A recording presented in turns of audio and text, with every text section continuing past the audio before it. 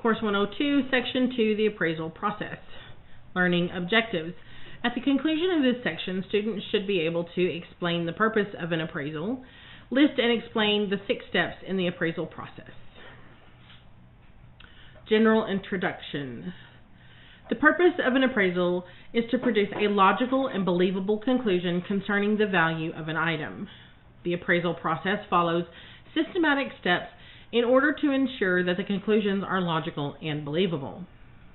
Appraisers must follow generally accepted appraisal practices in conducting the appraisal. This is required by Property Tax Code Section 23.01, the Uniform Standard of Professional Appraisal Practice, the USPAP, is one recognized source of accepted practice.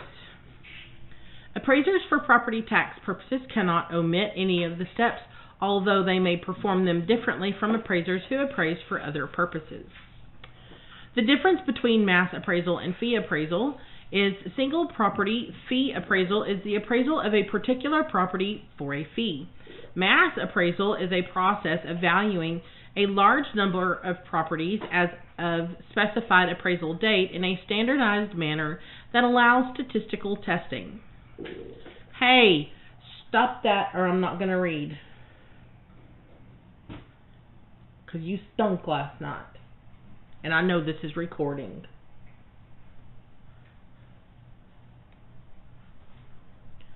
The steps of the appraisal process. Definition of problem. Preliminary survey and planning. Data collection and analysis. Application of approaches to value. Reconciliation and final estimate. And finally, the report. Step 1. Definition of the problem. The appraiser identifies the property to be appraised and the scope of work that is needed. In this step, the appraiser identifies the property. Tax appraisers must often discover property before they can appraise it.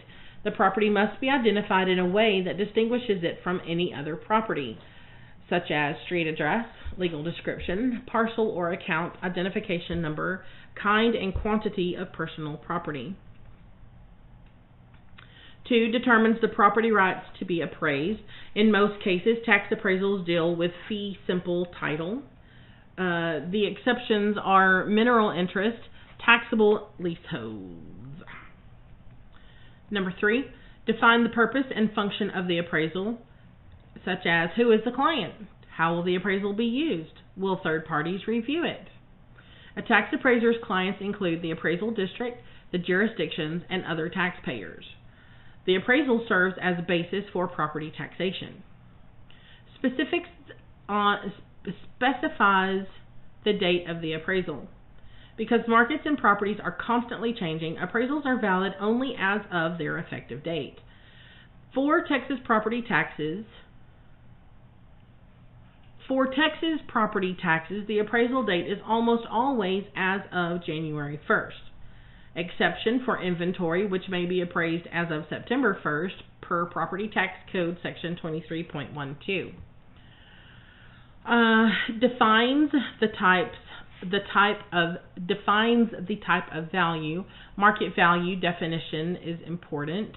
The appraiser must be familiar with other value standards in the property tax code, which is discussed later. Step 2, preliminary survey and planning. In this step, an appraiser does the following. Number 1, makes a preliminary determination of highest and best use, determines what data will need to be collected, decides which approach to value will probably be the most appropriate, and assigns time and resources.